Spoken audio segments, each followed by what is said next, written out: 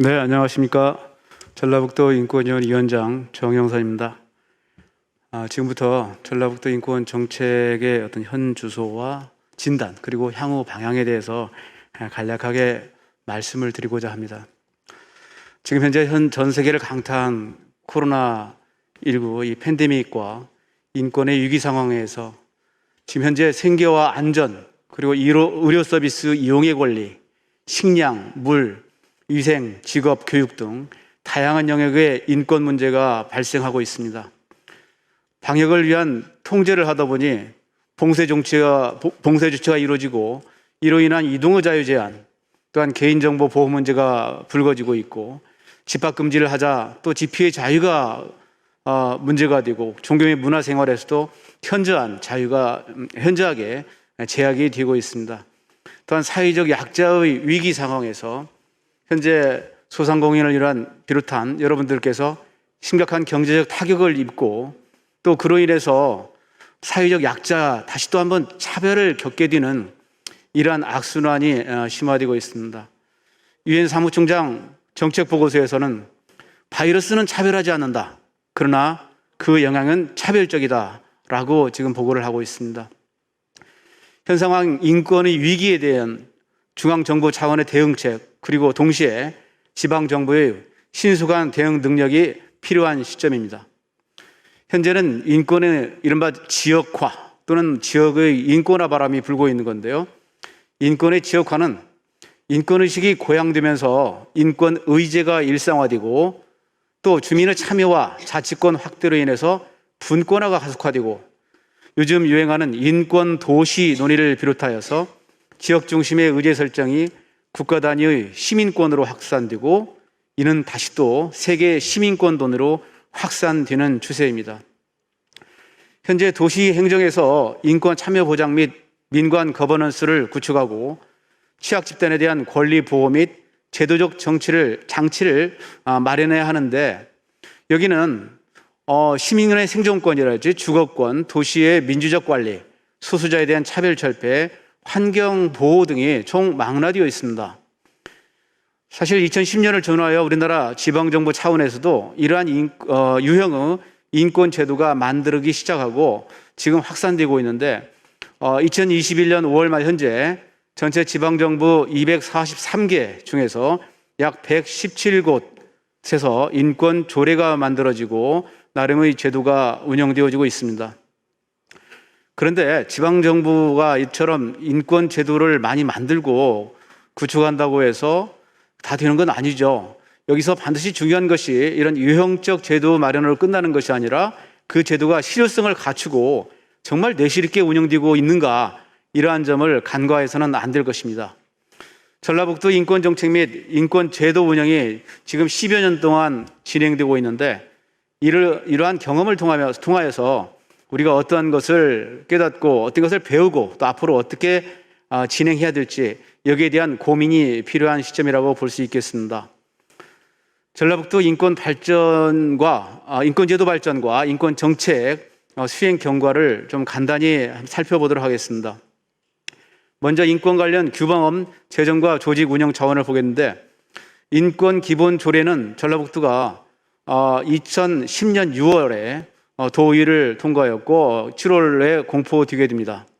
이는 전국에서 세 번째로 지정되어서 지방자치의 인권조례 제도화가 전국으로 확산될 수 있도록 기폭제 역할을 한 것입니다.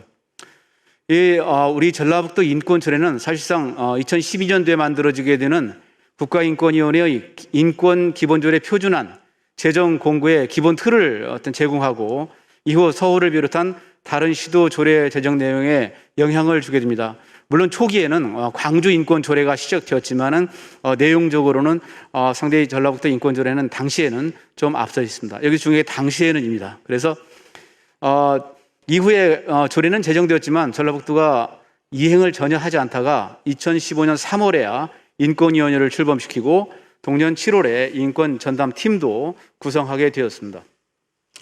이후에 2016년도에는 조례 개정을 통하여서 이제 인권 실체도 시작하게 되고 인권 기본계획, 5개년 기본계획을 수립하고 기존의 인권팀을 인권 담당관이라는 과 단위로 확대 개편하여 있으며 이제 그때부터 인권센터를 정식으로 운영하기 시작했습니다. 작년에는 조례 개정을 통하여서 인권 영향평가 항목을 추가함으로써 이제 어느 정도 인권 영향평가에 대한 제도적 개선, 보완 조치도 이루어져 있습니다. 조직 기능을 먼저 좀 잠깐 보시면은 인권위원회를 먼저 설명을 드리면은 인권위원회가 지금 1기, 2기, 3기째 운영되고 있습니다. 대개 한 기에서 저희들 조례에 의거하여서 정례회의는 1년에 4번 정도, 그렇지만 그 이외에도 임시회의랄지 또는 여러 가지 장애인 차별 소위원회랄지 어떤 인권 침해 소위원회 같은 소위원회를 운영하고 있습니다. 그 다음에 인권 전담 부서를 잠깐 설명을 드리면요.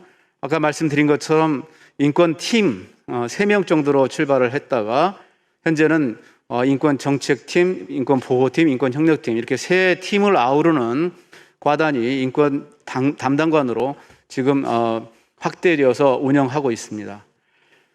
인권 담당관에서 운영하는 인권센터의 조사 구제 기능이 아주 핵심적인 역할로 자리 잡고 있는데요. 전라북도 인권센터는 인권 침해에 대한 전문적인 상담과 또한 조사 구제를 위하여서 2017년 3월에 설치되어 현재까지 운영되고 있습니다.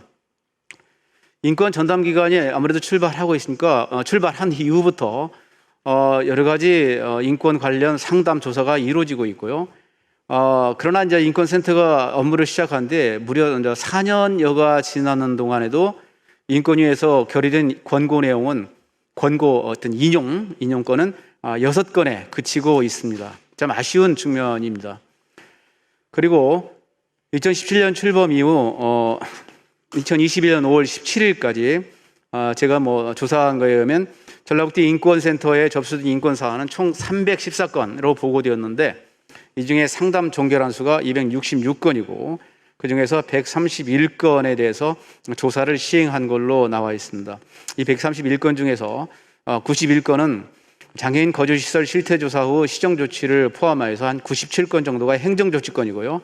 실제 수행된 34건의 조사 결과는 아까 말씀드린 것처럼 시정권고 6건, 각하 또는 기각 이런 건들이 포함되어 있습니다.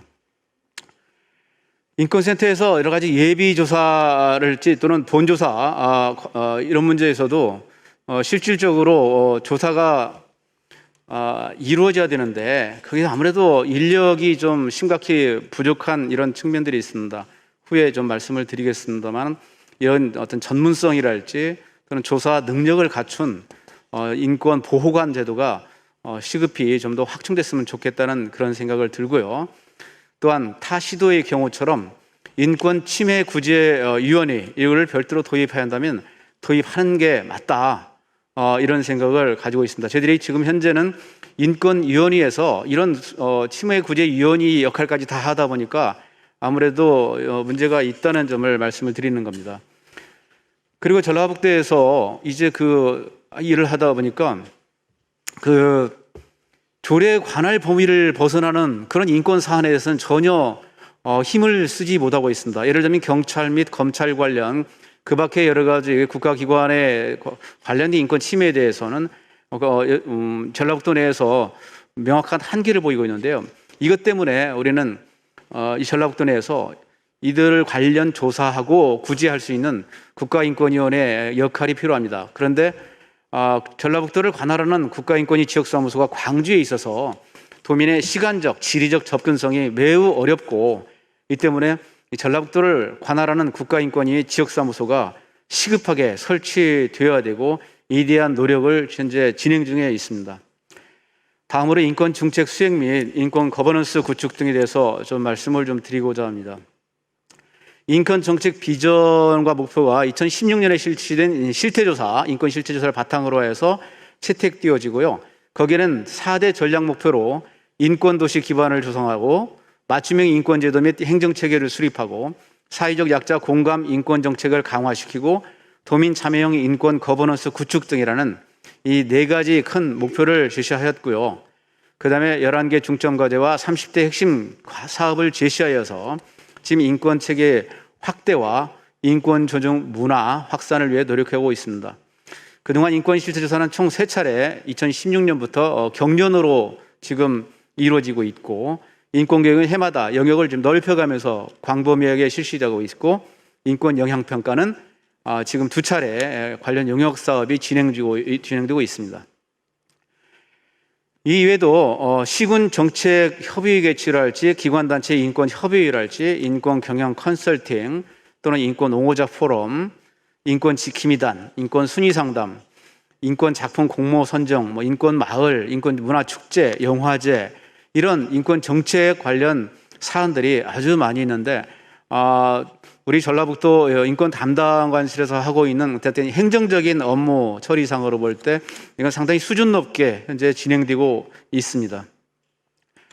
그다음에 그 전라북도 인권 정책의 추진 개요는, 이것은 그동안 2021년도에 별도 항이 좀 있어서 제가 준비를 해봤는데, 이거는 그냥 크게 2021년도는 인권보호 기본계획 1차년도가 마감이 되는 해입니다. 그래서 올해가 이 마감을 1차년도의 중장기 정책을 마감을 하면 또 어떠한 평가가 될지 아주 철저히 평가를 하고 분석한 다음에 차기 제2차 인권보호 및 증진 계획을 수립해야 할 아주 중차대한 그런 시점에 놓여 있다고 볼 수 있습니다. 그다음에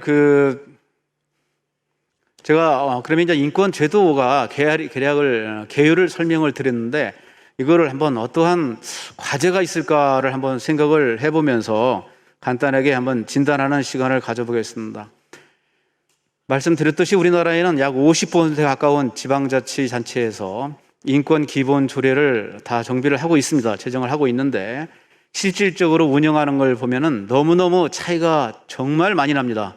그래서 그것은 조례의 내용에 대해서 문제도 있지만, 실질적으로 조례를 추진하는 어떤 정책 집행부랄까, 또는 그 시도에 있는 도의회 또는 그 단위에 있는 여러 어떤 시민단체의 역량이라고 저는 볼 수 있다고 봐요. 그런 데서 문제가 있다고 보는데, 그러나 이제 현재 50% 가까이 되는 이 제도가 운영되고 있는데, 이것도 역시 차이가 많이 나고, 그리고 그 중에서도 양적 성장이 꼭 어떤 질적 성장까지 담보하는 건 전혀 아니더라, 이런 생각을 좀 가지면서, 자칫하면 이 인권 제도가 있다는 것이 알리바이성, 전시 효과에 불과할 수 있는 이런 내용들도 계속 눈에 띄고 있습니다. 그다음에 그래서 우리 전라북도에서도 여러 가지 현재 조례의 문제랄지 인권 제도상의 문제가 어느 정도 좀 노정이 되어 있고, 그런 묵은 과제를 앞으로 조례 개정을 통해서 좀 바꿔 나가거나, 아니면 인권위원회랄지 인권 담당관실 현재의 행정 제도를 운영을 좀 달리해서 바꿔 나갈 필요가 있다, 저는 그렇게 보고 있습니다. 먼저 인권위원회에서 한번 생각을 해보면요, 굉장히 중요한 것이 서로 간의 협치가 필요하고, 이걸 과연 집행부랄지 도집행부와 또는 의회와 시민사회에 이 사회를 어떻게 잘 연계시켜서 인권 정책을 제대로 견인해낼 수 있느냐, 이게 아주 중요할 텐데, 이러한 부분이 사실 좀 많이 미흡합니다. 그 원인을 따져보니 첫째가 사실은 여전히 문제가 되는 것이 위원 구성의 독립성, 내지는 인권위원회가 정말 제대로 된 독립성을 가지고 업무를 추진할 수 있느냐, 여기에 대해서는 여전히 큰 과제로 남아 있습니다. 물론 조례에 의해서 만들어진 지방정부의 이런 심의 자문기관이 얼마만큼 힘을 낼 수 있느냐라는 것은 우리가 그 한계를 명확히 알겠습니다만은, 조례를 가지고도 그래도 제대로 운용하고, 또는 그 역량의 범위를 넘어서까지 활동을 하는 그런 위원회들도 있습니다, 우리나라의 현재 사례 중에서는. 그래서 그런 부분을 좀 벤치마킹을 한다면은 우리 전라북도 인권위원회도 그런 면에서 다시 한번 되돌아봐야 할 부분들이 참 많다, 이런 생각을 가지게 됩니다.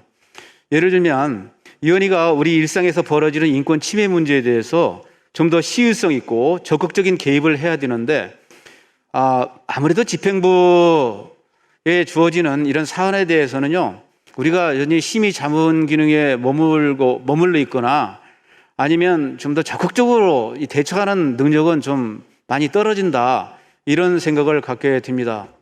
우리 전라북도 인권위 경우에도 다른 시도와는 달리 좀 중요한 기능이 시정 권고 기능을 가지고 있어요.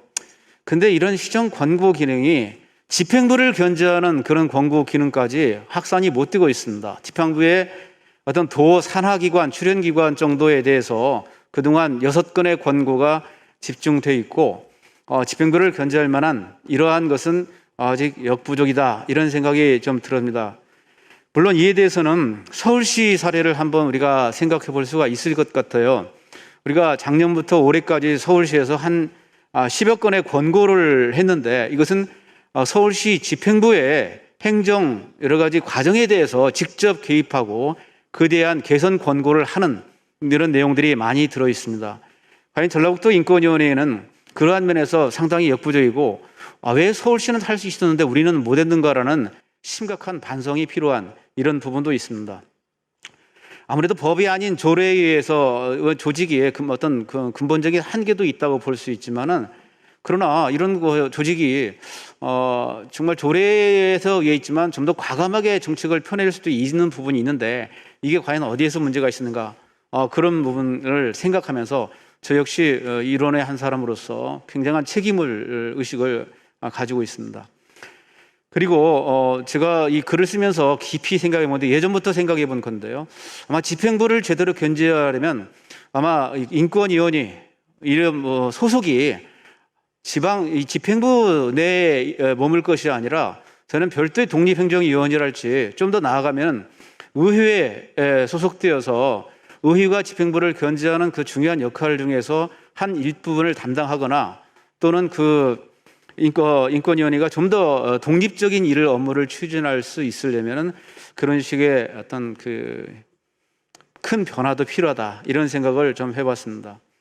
다음으로 인권 전담부서입니다. 우리 인권 담당과실 정말 너무 열심히 하고, 제가 볼 때는 인권 감수성도 뛰어난 그런 직원들로 구성되어 있습니다. 그래서 상당히 인권 업무, 나머지 아까 말씀드린 여러 가지 행정 업무에 대한 탁월한 수행 능력을 보이는데, 다만 부족한 것은 인권 조사 업무가 현재 좀 특정 조사관에게 편중되어 있는 그런 상황을 보면서 좀 하루속히 좀 보강했으면 좋겠다. 이걸 제가 지금 몇 년째 지금 주장을 하고 있습니다. 그래서 이런 부분은 왜 필요하냐면, 실질적인 조사 업무가 일단 많이 발생하고 그에 대한 업무를 원활히 수행할 수 있으려면은 조사의 전문성을 가진 그런 인력 충원이 선행이 되어야지 않을까, 이런 생각을 가지게 됩니다.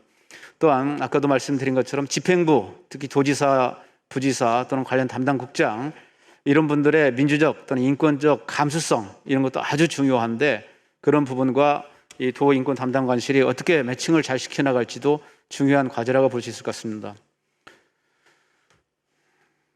그다음에 인권 정책과 인권 실태조사 나머지 그 부분으로 말씀을 드리면요, 저희 전체적인 규범이나 조직 체계에서 인권 문제가 어느 정도 전라북도 인권 제도가 발전을 하고 있는데, 인권 정책이나 나머지 이런 실태조사랄지 이런 부분도 전라북도의 어떤 해당되는 특색, 이걸 좀 잘 살려는 부분을 좀 반영하고 있는가, 이런 부분이 인권 기본 계획의 내용에 반드시 포함이 되어야 된다. 그리고 그에 대한 특색을 좀 더 살리면서 그 내용을 좀 인권 기본 계획에 충실히 담아냈으면 좋겠다는 이런 생각을 가지게 되고요.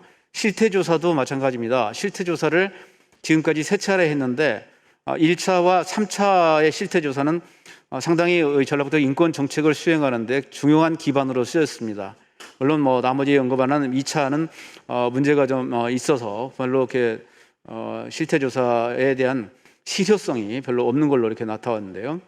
다음에 인권 교육 문제도 계속 양적 지표는 많이 올라가고 있었습니다만, 작년 코로나 때문에 상당히 큰 타격을 입고 있고요. 인권 강사단 이런 것 문제도 심각하게 좀 더 잘 점검해야 할 그런 부분이라고 보고 있습니다. 인권 영향평가 제도는 전라북도가 조금 늦었습니다. 선발 주자군에는 속해 있지만은 실질적으로 인권 영향평가가 다른 시도에 비해서 좀 늦게 진행되고 있습니다만은 저희들은 상당한 내실을 기하면서 지금 진행이 되고 있다고 생각을 하고 있습니다. 근데 인권 영향 평가 제도가 현재까지 우리나라 법에 규정이 되어 있지 않습니다. 그러다 보니까 지금 그 조례에 의해서 되고 있으니까 아무래도 한계가 또 좀 있죠. 근데 최근 법무부가 입법 예고한 인권정책기본법에도 인권 영향 항목이 누락되어 있습니다. 이것을 국가인권위원회하고 시민사회에서 이를 추가할 것을 지금 계속 요구하고 있는데 법무부 입장은 뭐 그전에 인권 영향 평가는 없다. 하도 많은 영향 평가가 많은데 인권 영향 평가를 아직 이런 것을 넣을 수가 없는 이런 식으로 지금 버티고 있는 걸로 알고 있습니다. 그런데 아무튼 이런 최근에는 인권 영향 평가가요. 지방 정부를 넘어서 일반 기업에서도 인권 영향 평가를 실시하고 있어요. 일반 공기업이랄지 웬만한 유관 기업 차원으로 인권 영향 평가가 많이 확산되고 있기 때문에 이것은 인권 영향 평가 제도라는 것이 법제화되는 것은 저는 시간 문제라고 보고 있습니다. 이상으로 제가 전라북도 인권 제도에서 좀 진단을 좀 내린 것이고요. 이제 마무리를 하겠습니다. 인권 정심 전라북도 행정이 되기를 바라는 마음이 큰데요. 최근에 지금 전부 전국적으로 전 세계적으로 정말 힘들어하는 이 코로나19 이거를 잘 이겨내고 이러한 위기 상황에서 또한 우리 지방 정부의 권한과 역량을 좀 잘 발휘를 해야 할 텐데 아무래도 상당히 힘듭니다. 버거운 그런 차별이 그런 상황이 많이 진행되고 있습니다. 그리고 전라북도가 지금 존중과 공감의 인권 도시를 표방하고 있지만은 인권 도시라는 것이 도시에 거주하는 지역민들의 인권이 제대로 보장되고 존엄성을 인정받는 것을 의미하기 때문에 우리 시민들의 목소리에 좀 더 귀를 기울여야 할 것입니다. 그리고 앞에서 살펴본 것처럼 지방제 인권제도가 좀 더 늘어났다고 해서 이거에 대해서 상당히 잘 되고 있다라고 안주할 것은 전혀 아닌 것 같고요. 정말 이런 인권 조례를 기반으로 해서 인권에 기반을 둔 집안 행정 방향이 어떤 것이 나올 것이며 정말 이것을 추진하기 위해서 인권 협치라는 것을 인권 거버넌스 우리가 이번 홍보자 프로그램의 마지막 세션에 있습니다만은 거버넌스를 어떻게 이걸 만들어 나갈 것인가도 아주 중요한 거라고 볼 수 있습니다. 그리고 이제 인권 제도를 지금 전라북도가 조금 앞서가 있다고 제가 말씀을 드렸는데 이 선행주자들이 인권 제도를 어떻게 운영하고 있는가가 아주 중요합니다. 그렇게 해서 제일 나갈 때 다른 지방자치단체 인권 제도에도 큰 영향을 주기 때문에 우리 전라북도 인권 행정이 정말 다른 지방자치단체로부터 모범이 될 수 있도록 그런 인권 행정의 중심에 서길 수 있기를 저는 희망하고 있습니다. 앞으로 여러 가지 난관은 많이 있습니다. 많이 있고 한계도 많이 있지만은 아무튼 이런 인권제도 성공 사례들이 좀 더 축적이 되고요. 그다음에 예를 들면 인권 영향 평가 같은 것이 실증 법제화 될 날이 저는 멀지 않았다고 보기 때문에 이런 것처럼 지방자치단체를 넘어서 중앙 정부의 인권 정책도 이제 견인해낼 수 있는 이런 아래로부터 위로 이런 개념이 될 수 있을지 모르겠습니다만 좀 더 인권 친화적 모델로 우리 전라북도 인권 행정이 자리 잡아 나갈 수 있기를 바라고 있습니다. 네, 이상으로 제 발표 마치겠습니다. 감사합니다.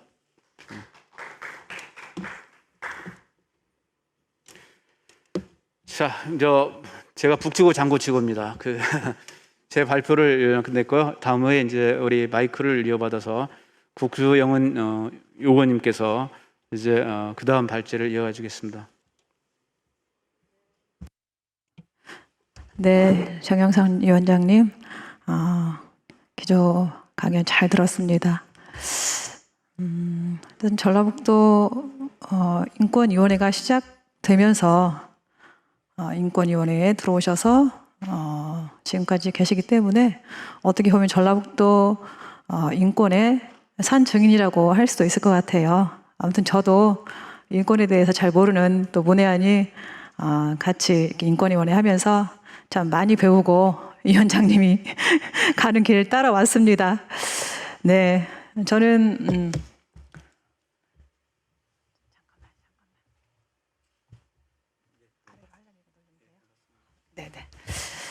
네, 저는 이제 전라북도 인권 기본 계획 1차 지금 이제 마무리를 하고 지금 이제 올해 2차 계획을 수립 중에 있는데 어쨌든 그 2차 계획 수립하는 데 있어서 그 방향성에 대해서 이야기 좀 해달라고 해서 예, 준비를 해왔습니다.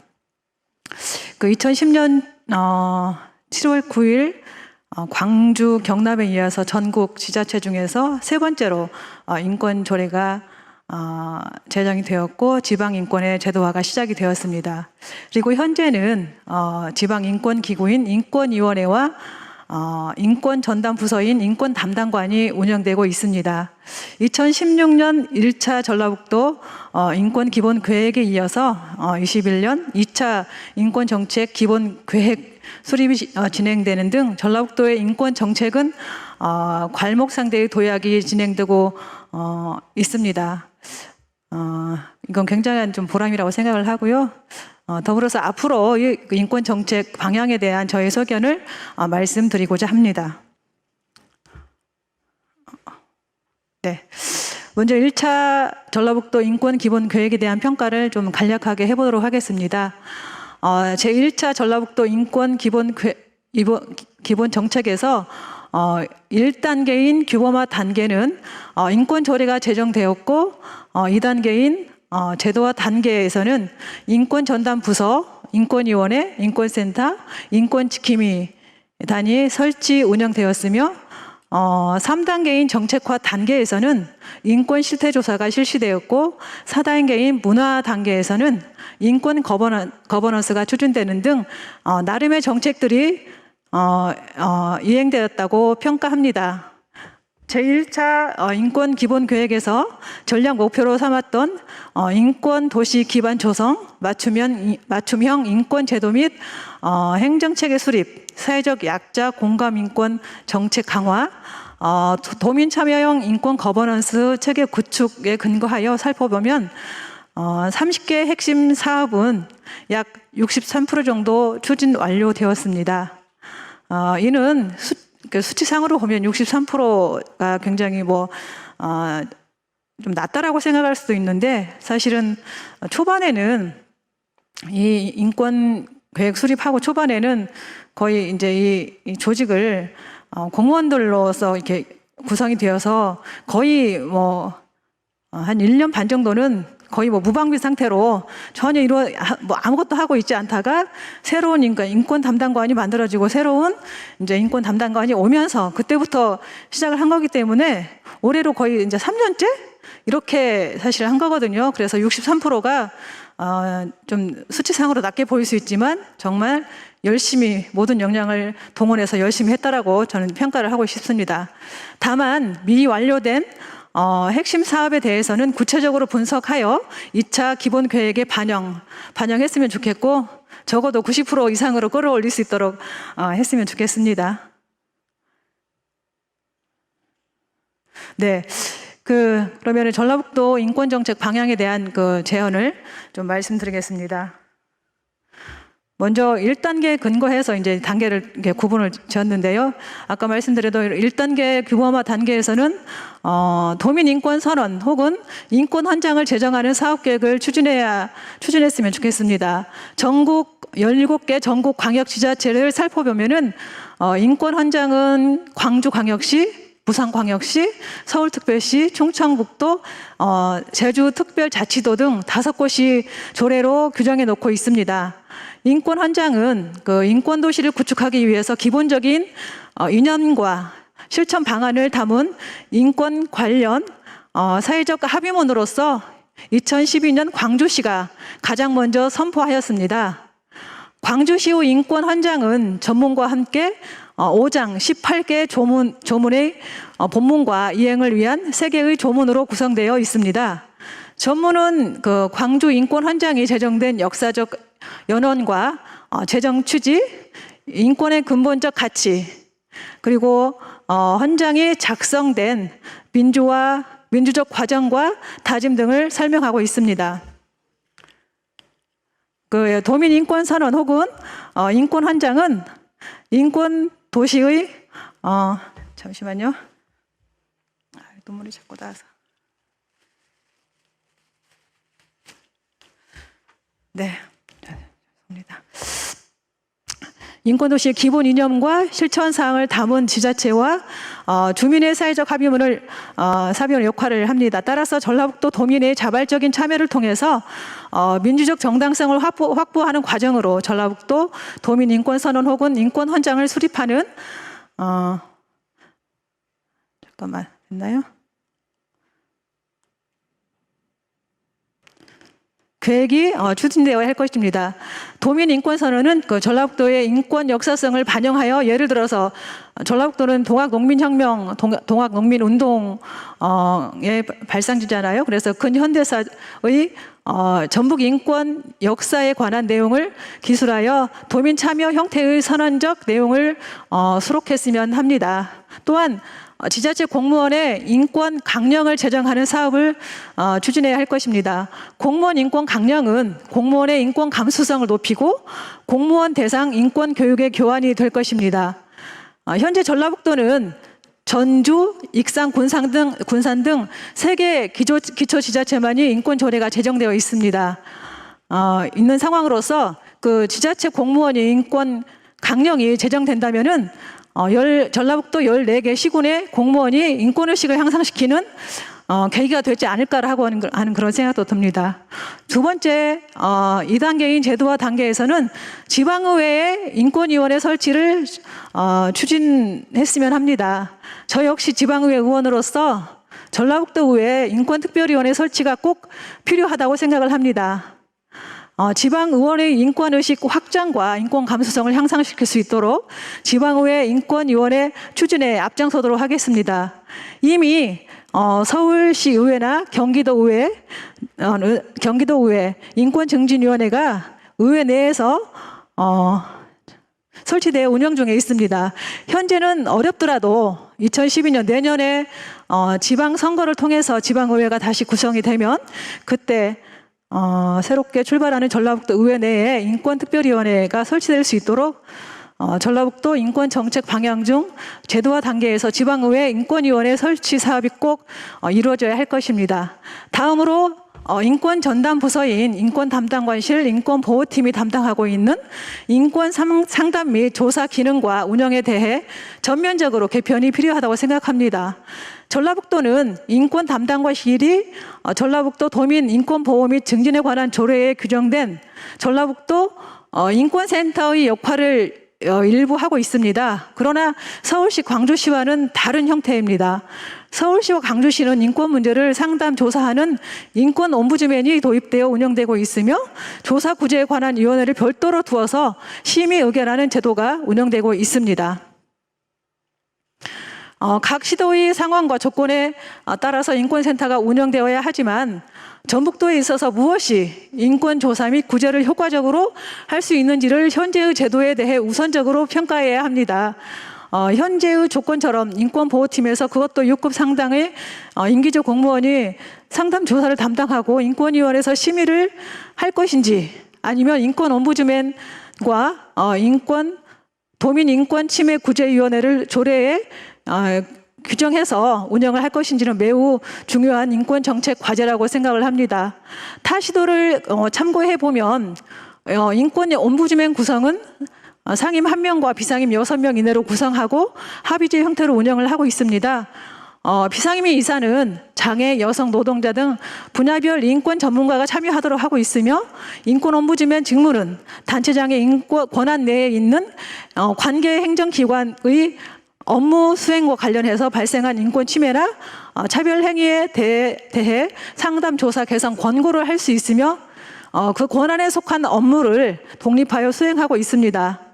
전북도에서도 인권 옴부즈맨의 도입에 대해 이제는 입장을 제시해야 할 것입니다.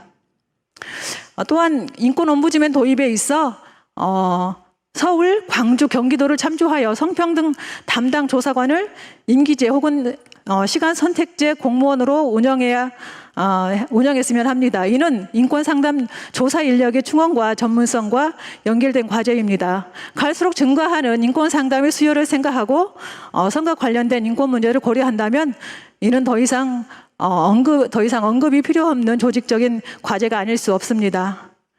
세 번째는 3단계인 정책화 단계에서는 기본계획 수립 과정에서 서울특별시의 인권정책회의 및 충남도의 인권증진 시책 토론회를 참조하여 전라북도 인권정책조정회의가 설치되었으면 합니다. 서울과 충남은 인권조례에서 규정하여 단체장이 인권기본계획의 수립과 시행에 있어 관계부처 간 협의를 주관하는 인권정책회의 혹은 시책토론회를 운영하고 있습니다. 이는 인권정책과 추진이 인권 담당 부서만 추진하는 사안이 아니라는 것을 알 수 있습니다. 5년마다 기본계획의 수립과 기본계획의 수립에 따른 연도별 시행계획을 추진함에 있어 인권 담당관실에서 전담함으로써 전북도청 전체에서는 어떤 정책이 추진되는지 알 수가 없습니다. 따라서 인권정책 추진에 있어 타 부서의 정책과 적극적으로 소통하여 조직 이기주의로부터 벗어나 모든 부서의 협조를 이끌어냄으로써 조직의 모든 역량이 인권 정책을 추진할 수 있는 기초를 형성할 수 있는 전북인권정책회의가 전라북도 인권조례를 제정하여 반드시 추진되었으면 합니다. 그다음에 네 번째로는 4단계 문화 단계에서는 인권 마을 만들기 사업의 지속적인 추진과 이와 연계하여 전북의 인권지도 만들기 사업 그리고 전라북도의 인권 역사 유적지의 발굴은 매우 중요한 사업이 될 것입니다. 전북은 호남의 중심입니다. 특히 인권에서는 광주시보다의 역사와 민주 인권의 상징이 많이 있습니다. 그러나 인권 정책의 특성상 예산의 투입이 적고 관청에서는 인권을 아직도 불편하게 여기는 경향이 높습니다. 이제 인권은 더욱 확장되어야 하고 지방 정부의 목적이 도민의 생명과 안전에 기초한 인권 보호와 인권 증진 그리고 도민이 행복한 전북을 위해 정책을 수립하는 것입니다. 따라서 문화 단계에서는 도민이 참여하고 체감할 수 있는 사업들을 더 많이 확대하는 시책들이 추진되었으면 합니다. 전라북도의 그 인권 정책은 2010년 7월 9일 전라북도 인권조례 제정에서부터 전국의 모범적인 지역이었습니다. 또한 인권 기본 계획과 인권 조직, 인권 시책 사업들은 나름의 성과가 많았다고 평가하고 싶습니다. 그러나 아직도 미흡한 정책과 내용들도 많이 있습니다. 이를 개선하기 위한 방안들, 특히 도민의 참여를 모색하는 사업들이 많이 추진되었으면 합니다. 또한 갈수록 인구가 줄어들고 고령화되는 전북의 현실을 반영하여 노인 인권과 관련된 영역의 정책들과 사업들이 좀 추진되었으면 합니다.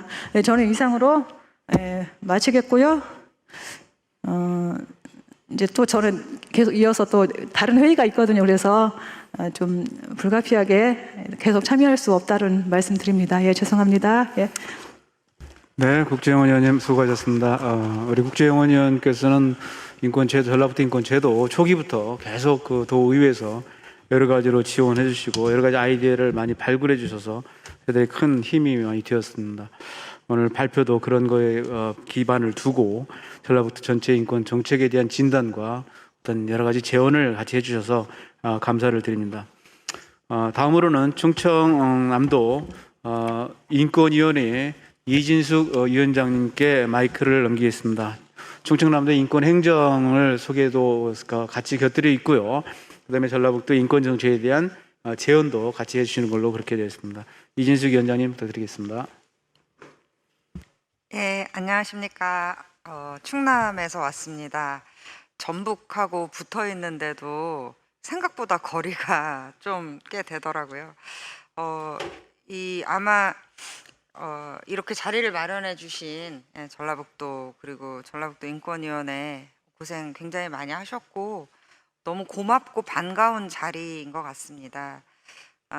광역지자체 중에서 이 인권과 관련된 이제 포럼이나 또 뭐 컨퍼런스들이 이제 있습니다만 광주와 서울을 제외하고 이렇게 전북에서 옹호자 포럼으로 하는 것은 저는 이제 최초의 사례로 알고 있습니다.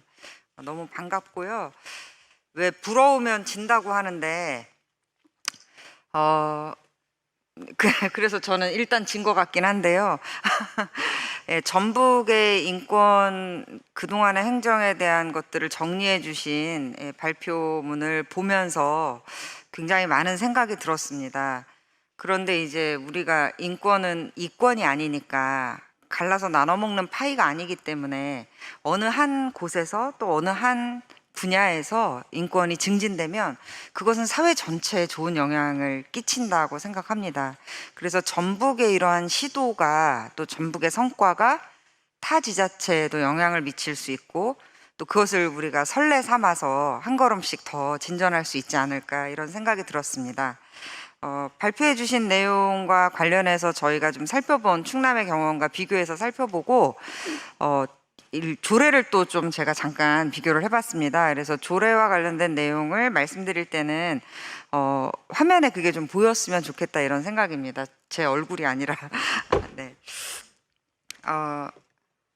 일단은 전북의 모범적인 저희가 충남에서 활동하고 또 전국 단위의 활동들을 다 지켜보고 있지만 굉장히 모범적이라고 보고 있는 부분은 전담 부서가 일단 있다는 겁니다. 전북의 인권 행정을 책임지고 실현할 수 있는 과단위의 조직이 있다. 충청남도는 과단위의 조직이 아직 없습니다. 저희 충남이 인권조례가 폐지됐다가 새로 제정되기도 했고 아까 의원님 말씀 중에는 나오지 않았습니다만 저희는 헌장이 아니라 도민인권선언이 있습니다. 그래서 충청남도는 도민인권선언도 있고 충남의 15개 시군의 모든 기초자치단체의 조례가 있습니다. 그럼에도 불구하고 도 단위로 봤을 때 인권행정을 전담해서 끌고 가는 과단위 조직이 지금 없는 상태인데 전북은 이미 18년에 이렇게 과단위 조직을 가지고 인권행정을 차근차근 지속적으로 체계적으로 이렇게 추진해 오셨다는 점에서 굉장히 큰 의미를 좀 두고 있고요. 두 번째는 뭐 조례를 보면서 세부적인 사항은 말씀을 드리겠습니다만 인권위원회와 인권보호관회의라고 하는 것이 충남에는 있거든요. 그러니까 여기 전북도 인권위원회가 있습니다만 이 도민들의 인권 침해에 대한 구제 그리고 이 침해에 대한 판단, 결정 이런 것을 할 때 정책과 제도에 대한 부분은 인권위원회가 담당할 수 있습니다만 개별적인 침해 사건에 대한 권리 구제를 그 결정을 인권위원회가 하기는 좀 어렵습니다. 근데 이게 이제 충남의 경우에는 인권센터가 그것을 담당하도록 하고 있고 인권센터가 인권보호관회의를 구성할 수 있도록 이렇게 돼 있어서 민간의 이 전문성과 독립성을 가지고 있는 분들이 들어가서 인권보호관제라고 하는 합의제 회의기구를 통해서 권리구제를 하고 있습니다. 이것이 최선이냐? 그건 저는 잘 모르겠습니다. 최선은 사실은 국가인권위원회가 운영되고 있는 그 시스템이 지방정부에서도 당연히 실현되도록 하는 것이겠죠. 그런데 최선은 아니지만 현재 상황에서 저는 해볼 수 있고 또 지향해서 우리가 작은 성과라도 좀 만들어 나갔으면 좋겠다 이런 판단입니다. 인권 현재 그 행정에 있는 담당 부서에서 보호관 안에서 소수의 이 공무원들이 이것을 처리하기보다는 독립성을 가지고 있고 전문성을 가지고 있는 보호관들을 통해서 이렇게 합의제로 운영하는 것이 지금보다 한 발 더 나아갈 수 있는 실제로 도민의 권리 구제에 도움이 될 수 있는 방향이 아닐까 이렇게 생각합니다. 이제 그 조례를 비교해 놓은 표를 좀 보면서 말씀을 드리고 싶은데요. 전북의 인권조례가 이게 우리 인권위의 인권조례의 표준안을 내는 데 있어서 큰 기여를 하셨다는 말씀이 정말 맞죠. 저희 전북이나 충남이나 비교해 보시면 거의 대동소이한 부분들이 많습니다. 그래서 좀 살펴볼 부분은 인권 기본계획을 수립하고 나서 연도별 시행계획을 수립하고 집행하고 있다. 그리고 연도별 시행계획을 아까 의원님께서도 말씀하셨는데 충남은 이제 인권 증진 시책 토론회라는 형태로 도지사가 주관해서 각 실국이 모두 참여해서 올해 우리가 책임지고 추진해야 될 인권 시책 과제를 선정하고 그것이 제대로 이행됐는지를 평가하는 이런 토론회가 있다는 거죠. 그래서 이건 되게 의미 있는 토론회인 것 같습니다. 그리고 이제 그 다음에 보실 것은 뒤에 보면은 인권 지킴에 대한 얘기도 좀 있거든요. 37페이지에 있습니다.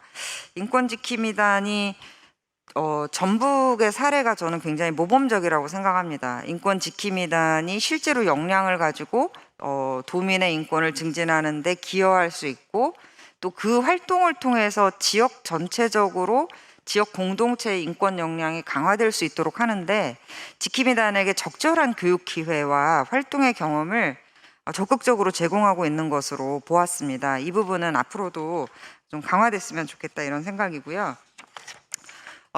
그 38페이지에 보시면 이제 인권센터에 대한 내용이 나오는데요. 충남도는 그 자치행정과 안에 인권팀과 인권센터가 있습니다. 그래서 인권팀은 공무원들이 이렇게 운영을 하시고요. 인권센터는 민간에서 임기제 공무원으로 채용해서 운영하고 있습니다. 근데 이제 이 인권센터가 권리구제를 하고 있는데, 모두에 말씀드린 것처럼 권리구제를 인권센터에서 센터장 독임으로 하는 것이 아니라 인권보호관제를 두어서 민간 보호관을 두고, 인권센터에 근무하시는 분들은 상임보호관 그리고 비상임보호관을 두고 이분들이 합의제로 권리 침해에 대한 결정과 판단을 하고 있습니다. 이것이 현재보다 지금 현재의 이 인권 침해 구제와 관련해서 굉장히 많은 업무상의 어려움도 느끼실 것으로 보이는데요. 이 해결해 나가는데 도 좋은 시사점이 되지 않을까 이런 생각이 듭니다. 제가 그 충남에 아까 인권 시책 토론회 말씀을 드렸는데요. 그거 관련해서 이제 우리 전북도 같이 공유했으면 좋겠는 경험을 좀 나눠드리려고 합니다. 아주 의욕적으로 인권 시책 토론회를 했고요. 저도 이제 몇 차례 그 참여를 해봤습니다. 근데 이게 이제 자칫 그 한 2시간 또는 3시간 정도의 토론회 안에서 광역 지방 정부의 인권 시책을 세밀하게 점검할 수가 있는가? 거의 불가능하다. 그리고 그것이 잘 시행됐는지를 또 점검할 수가 있는가? 각 분야의 담당자가 아니고서는 알지 못하는 이야기들도 있을 수 있고요. 제대로 이행됐는지 집행됐는지를 확인하기 위해서는 시간과 노력이 들어가야 됩니다. 근데 현재 아까 정영선 위원장님께서도 말씀하셨지만 인권위원회 위원들이 독립적으로 그 업무를 수행할 수 있는 조건이 되질 않습니다. 이런 상황에서 이 시책 토론회라고 하는 틀은 굉장히 유의미했으나 실효성을 얼마나 가지고 있는가, 그런 점에서 봤을 때 그 작년에 전북 조례 개정에 들어갔습니다만 인권 영향 평가를 시책 인권 영향 평가를 얼마나 실효적으로 추진하느냐가 실질적으로 인권 시책이 지방자치 행정이 도민들의 인권에 증진되는 방향으로 갈 수 있도록 하는데 큰 기여를 할 수 있을 거라고 생각합니다. 그래서 충남이 이제 조금 앞서서 인권 영향 평가를 또 해오기도 했기 때문에 가능하다면 앞장서서 해왔던 인권 영향 평가의 경험들을 좀 함께 나누고 이것을 통해서 또 다 같이 전진할 수 있었으면 좋겠다 이런 말씀을 드리고 싶고요. 마치면서 그 인권 실태조사 얘기를 한마디만 좀 덧붙이고 싶습니다. 충남이 인권 실태조사를 매년 하거든요. 그래서 지금까지 뭐 한 5-6차례 저희가 실태조사를 했습니다. 전북은 지금 3번 했다고 하셨었는데, 실태조사를 통해서 나온 결과가 그 관련된 분야의 정책으로 잘 피드백이 되어서 인권 정책이 실제로 좀 전진할 수 있도록 해야 되지 않는가? 그래서 그게 제대로 전진되고 있는가를 확인하는 것 또한 인권 영향 평가다. 그래서 어떻게 보면 계획을 잘 세웠다가 중요한 게 아니라 계획이 잘 이행되도록 우리가 계속 쫓아가면서 확인하고 리뷰를 하는 것이 정말 필요하겠다 이런 생각이 들었고요. 마치면서 저는 뭐 아까 모두에 제가 굉장히 부럽다 이런 말씀 드렸습니다만, 함께 좀 전북, 충남뿐만 아니라 옆에 우리 안진 위원장님도 계십니다만 전국적으로 분권과 자치라고 하는 것이 인권과 만나서 실효적으로 갈 수 있도록 함께 또 손잡고 노력하고 이런 자리를 만들어 주시고 이렇게 행사하게 된 전북과 우리 정영선 위원장님께 다시 한번 감사드리면서 마치겠습니다. 이상입니다. 네, 고맙습니다. 이진숙 위원장님 감사합니다. 충청남도는 조례가 한때 폐지가 되는 그런 우여곡절을 겪고 다시 또 제정이 되면서 인권위원회가 구성이 되고 오늘은 아주 열심히 하고 있는, 굉장히 열심히 하고 있는 그런 인권위원회 중에 하나의 모범 사례가 되기 때문에 저희들이 특별히 초청을 한 겁니다. 그래서 감사를 드리고요. 앞으로도 충청남도 인권위원회, 그다음에 충청남도 도민의 인권이 훨씬 더 좀 나아지기를 저희들도 간절히 소망하겠습니다. 다음에는 전라남도 전남대학교 법학전문대학 교수이시고요. 바로 직전 광주광역시 인권위원회 위원장을 역임하셨던 안진 교수님께서 광주광역시의 인권행정 여러 가지 소개, 또 우리 전라북도 인권정책에 주는 시사점, 이런 걸 중심으로 말씀을 해주시겠습니다.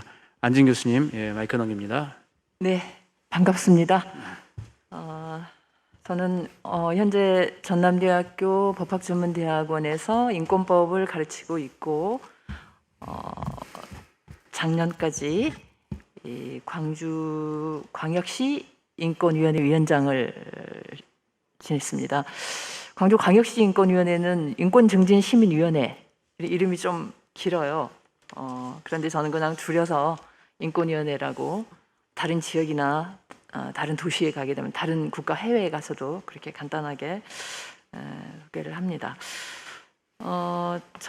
제가 사실은 오늘 이 인권 옹호자 포럼에 올 때 우리 정영선 위원장님이 지난 겨울인가 전화를 하셔가지고 우리 옹호자 포럼에 꼭 오라고. 그러니까 당연히 지금 지방정부 지역에서 하는 옹호자 포럼으로서는 처음인데 당연히 가야죠, 이렇게 이제 생각을 하고 와서 그냥 토론하면서 전북 얘기 들으면서 광주 좀 소개해주면 된다고 그러시더라고요. 그래서 그렇게 굉장히 자유롭게 가도 되나 보다 이렇게 생각을 했는데 막상 이렇게 준비할 때 보니까 광주를 좀 따로 좀 소개도 하고 발표도 하고 해야 되는 것 같아서, 사실은 제가 여기에 이 정리한 글을 쓰면서도 광주를 좀 전면적으로 지금까지 해온 거를 소개를 해야 되는 것인지, 우리 위원장님이 한 전북의 그 인권 정책 현황에 대해서 토론을 해야 되는 것인지 잘 좀 모르고서 정리를 했어요. 그런데 이제 먼저 위원장님이 원고를 보내주셔서 그걸 보면서 이제 제가 광주를 좀 정리를 하는데 따로 이렇게 정리하기가 쉽지가 않아서 제가 여러분들께 소개를 시작하면서 좀 양해를 구하고 싶은 게, 최근에 사실은 제가 인권위원회 위원장직에 계속 있었더라면 바로 이 전달의 자료까지를 딱 보면서 했을 텐데 그러지를 못하고 2019년 하반기 자료까지 쭉 보면서 정리를 했습니다. 물론 이제 검색이 가능한 거는 조례 이런 것들은 최근 거를 바로 다 이 부분이 이렇게 바뀌었구나 이런 것들을 다 확인을 하고 정리를 하긴 했습니다. 제가 들어가는 말에는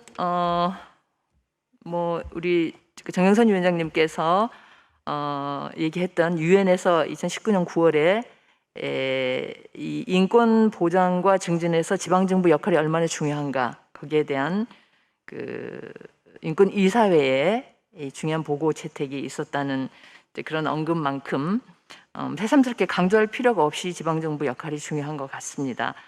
그러니까 지역의 어떤 생활 공간에서 인권 감수성을 향상시켜 가면서 지방정부의 행정 하나하나의 과정에 인권이 스며들게 하는 것, 그런 점에서 굉장히 중요한 것 같습니다. 제가 들어가는 말에서 사실은 우리 이런 광주광역시라고 하는 지방정부 것의 어떤 디테일한 인권 정책 내용을 막 소개하는 것보다 그걸 좀 되돌아보고 성찰하는 게 의미가 있겠다 싶어서 들어가는 말에도 그 예를 하나 들어놨었는데요. 아까 정영선 위원장님도 말씀하셨습니다마는 이 코로나19 바이러스 그 자체는 다 차별하지 않았지만 그 영향은 차별적이었다라는 유엔 사무총장의 말을 인용을 하셨는데, 저도 그걸 아주 제 피부로 느꼈습니다. 올 봄에 느꼈습니다. 제가 최근에 학교에 지방 거점 대학이라고 하는 이제 전남대학교 인권센터 센터장을 맡으면서 많은 공문들이 들어옵니다. 많은 공문들이 들어오는데 광주광역시장이 외국인 노동자 진단검사 의무적인 진단 검사의 공문을 광주광역시 관내에 다 보낸 거죠. 교육기관이니까.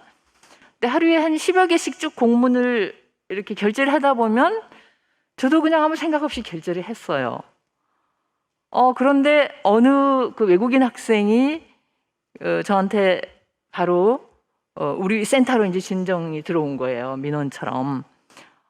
자기가 박사과정 학생인데 왜 우리만 이렇게 의무적으로 이렇게 받아야만 되냐. 이게 그냥 진단 검사를 뭐 시혜로 받는 게 문제가 아니라 이게 퍼뜨리는 어떤 감염원으로서 이런 낙인 이런 것도 있고 그래서 아차 나도 이걸 그냥 지나쳤구나 라는 이제 생각을 하면서 그거는 명백히 차별인 것 같다. 그렇지만 우리 센터 안에서 작동하는 인권 침해 심의위원회 뭐 차별인지 다 이런 걸 거쳐야 되는데 그때 심의위원회가 구성되어 있지 않았어요. 구성되어 있지 않아서 이거를 그 의견 표명을 할 수가 없어서 굉장히 그 마음이 안타깝다. 그러나 이제 이런 의견을 이제 해서 줬었는데 그걸 받고서 그 외국인 학생이 너무 그게 힘이 되고 위로가 되고 감사했다. 그러니까 전남도 찾아가고 자기 거주지가 나주여서 다 했었대요. 그런데 그 행정 공무원들이 그게 왜 차별인지 너무 이제 그 과정에서 상처를 많이 받았다는 거예요. 그래서 제가 그때 보고 느낀 게 그러면서 이제 저는 거꾸로 다 검색을 했습니다. 전남은 어떻게 보냈는지, 그러니까 그 지방 정부의 이제 도지사나 시장이 그 행정명령, 행정고지 이런 식으로 내렸던 그 공문의 이제 원본을 다 찾아서 보고 그러면서 이제 각 지자체들을 돌아보게 된 거죠. 근데 서울시는 발빠르게 이제 거기에 대해서 진단검사 명령 처리를 권고하는 거를 발표를 했고 이제 원래 이제 이게 터졌던 것은 경기도에서 외국인 집단 거주 밀집 지역에서 이게 나오면서 경기도는 이제 바로 그걸 진행해서 일부 이런 차별적인 진단 검사가 시행이 됐었고 다른 지자체는 다 생각 없이 다 따라서 했죠. 마치 제가 생각 없이 결제했던 것처럼. 그래서 저는 아무리 이게 결제가 몰려도 그렇지 이게 중요한 걸 이렇게 놓쳐버린 저에 대해서 굉장히 성찰을 하면서. 우리 광주광역시는 좀 달랐어야 되지 않았을까. 그럼 굉장히 뼈아픈 게 좀 왔었어요. 그다음에 우리 광주광역시의 그 행정공무원들, 광역시는 제가 조금 내용에서 소개하겠습니다만은 2019년에 인권 그 전담 한 과 수준이 인권 담당관실이 인권 국으로 승격이 되면서 국 안에 30명이 근무하고 있습니다. 물론 거기에 이제 5.18 선양과라고 해서 그 10명 과가 그대로 들어오기 때문에 정확하게 말하면 5.18 업무를 빼면 20명이 일하는 이런 곳인데 그거 지방정부에서 어느 누구도 이게 채널링이 되지 않았구나. 대학에 있는 나도 이게 안 되는데. 그러면서 사실은 우리가 어떤 제도를 만들고 이러한 많은 어떤 그 정책들을 좀 만들고 제도는 제가 제 발표 제목에서 광주광역시 지방정부 인권정책과 인권 레짐을 중심으로 인권 레짐 작동에 대한 성찰들 고찰 이렇게 붙였던 이유가 제도는 이미 상당히 갖춰져 있습니다. 우리 광주 같으면은 전북이 한 7년, 6, 7년 됐다면 저희는 2007년에 조례가 만들어지고 그게 이제 제대로 집행되기 시작한 거 실효성을 갖고 있는 게 12년이고 그 다음에 인권위원회 위상을 좀 더 그 권한을 강화하고 공고 효력을 반드시 시장이 지켜야 된다라고 놓고 인권 영향 평가를 제대로 할 수 있게끔 하고 있는 게 2017년입니다. 그러니까 한 연수로 보면 저희는 한 2년 정도, 그러니까 2배 정도 전북보다 빨리 시작을 했는데 과연 그만큼 이런 하나하나의 행정 정책, 이 소수자인 외국인 노동자들은 굉장히 중요한 거죠. 물론 전남대도 외국인 교수도 있고, 근데 이게 이제 그 구성원들의 하나하나의 감수성의 문제인 것 같아요. 근데 대학도 서울대 같은 경우는 불과 2, 3일 안에 대학 총장 차원에서 명령 철회 공고를 했습니다. 그래서 제가 그걸 확인해 봤어요. 이게 어떻게 이렇게 빨리 가능하냐. 그랬더니 외국인 교수가 있고 거기에 대해서 집행부에서 바로 문제를 느꼈고 센터에서 바로 초고속으로 의결을 했고 뭐 이렇게 됐더라고요. 근데 이게 우리가 그 지방이라는 말을 제가 굉장히 싫어하고 서울도 한 지역이고 광주가 선도할 수 있고 인권 영향평가 같으면 광주광역시가 인권위원회도 선도할 것이다라는 생각을 갖고 있었는데 정작 이런 그 코로나 방역 그 과정에서 이런 거를 보면서 굉장히 좀 느끼는 게 많았었습니다. 그래서 아마도 이제 그 행정에서 일하시는 분들이 앞으로 어떤 제도를 도입을 하고 뭘 만들고 뭐 인권 구제 보관 제도를 내실하기 위해서 어떻게 하고 뭐 이런 거보다 이런 거 하나하나에 대한 그런 감수성을 갖는 것이 사실은 근본적으로 중요하지 않은가, 그런 어떤 뭐 들어가는 말이면서 뭐 전체를 좀 압축적으로 좀 할 수 있는 이런 얘기를 하면서 시작을 할까 합니다. 제가 이진숙 위원장님 발표할 때 시간을 봤어요. 시간을 보니까 저희가 한 3시 반에는 끝내줘야 되겠더라고요. 그런데 우리 두 사람에게 시간이 별로 남지 않고 여기서 많이 써버렸구나. 이 발표를 어떻게 조절하지? 하면서 순간 또 생각을 했었는데요. 원래는 제가 이 글을 정리할 때는 좀 조목조목 특히 인권 영향 평가 부분은 조례에서 최근에 굉장히 고민해서 좀 발전 개선시켜 놓은 이런 부분들을 좀 소개를 좀 잘 해드리고 싶었어요. 왜냐하면 이 자리가 뭐 유튜브를 통해서 보신 청중들뿐만이 아니라 이 준비하신 이 전북의 우리 인권 그 담당과에 우리 주무관님을 비롯해서 과장님 뭐 전체 분들도 좀 유익한 도움이 됐으면 좋겠고 그래서 그렇게 하고 싶었는데 그렇게 할 수는 없을 것 같아서 이제 이 원고를 중심으로 하되 제가 광주시에서 제가 왜 인권 레짐이라고 하는 표현을 썼냐면 이미 지방 정부에도 이 레짐 하면 한 시스템, 한 체제를 말하는 거거든요. 그게 이미 어느 정도 형성됐다라고 보기 때문에 이런 표현을 씁니다. 그건 제도적인 틀이 다 만들어졌고 그런데 이제 그 제도적인 틀에 안주를 해버리다 보면 저희 같은 경우도 인권위원회도 잘못하면 기본계획 심의하고 연차별 계획하고 이것만 하고 그냥 넘어가 버릴 수가 있는 아까처럼 감수성이나 하나하나의 정책에 대해서 살아서 매번 고민하거나 그 지역에 사는 주민들하고 이렇게 어떤 문제 제기를 하지 않으면 그렇게 돼버리는 이제 그런 우려가 있다라는 것을 제가 이제 결론에서는 정리를 했는데요. 광주시의 그 인권 레짐의 형성 과정을 간단하게 살펴보면 인권 조례는 가장 먼저 뭐 상징적으로 제일 먼저 했고 인권 조례를 만드는 데 있어서 사실 그 당시에는 그 조례를 주도했던 분이 인권위원회 지역 사무소 소장님의 역할이 컸어요. 그래서 초기에 그 인권위원회의 그 지역 사무소가 그 지역에 기반을 갖는 분의 굉장히 그 배경이 강한 분이면서 그래서 최근에 이제 지역 사무소는 과연 어떤 사람이 사무소장을 하는 게 적절한가라는 고민까지도 이제 같이 되는 이 거버넌스 형성에서 그런 고민이 드는데 어쨌든 그런 영향이 좀 컸고 그래서 이제 그 조례 틀은 만들어졌는데 이제 조례를 만들 때부터 저희는 이게 조례 그 제정 뭐 기초 초안을 만드는 데 관여하면서 이 인권 영향 평가가 굉장히 중요하다.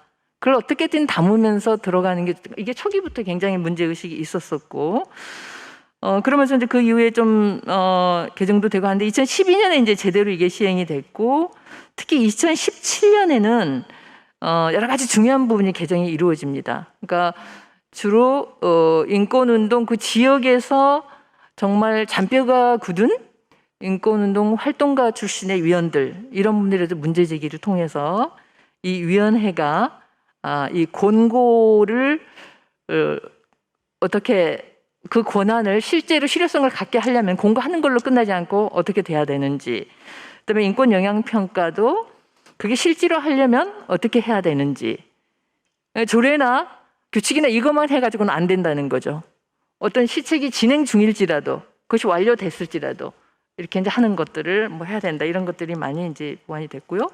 그리고 인권 옴부드만은 조례 안에 한 챕터로 따로 이제 2012년에 들어가면서 그 다음 해에 이제 합의제 그 7명으로 구성되는 상임 1명과 비상임 6명으로는 그런 아까 아마 우리 그 시의회 그 국위원님이나 아마 광주에 이런 모델들로 가야 된다라는 그림을 갖고 계신 것 같아요. 근데 저희는 또 그걸 운영을 해오면서 또 그 안에 또 문제 같은 것들을 좀 느끼고 있고 하긴 하는데요. 그래서 12년에 이제 옴부즈만 이 부분이 들어갔고 그 같은 해 인권 헌장도 나왔고요. 그러면서 이제 인권 기본 계획도 세워지기 시작했는데 전북에 비교를 하면 저희는 2기 계획이 18년에서 22년까지 내년에 끝나게 되어 있습니다. 그래서 제가 위원장을 하던 때는 이제 2기 계획의 이제 중간 이런 것들에 이제 그 연간 계획에 대한 어떤 검토 이런 것들을 주로 했었었는데요.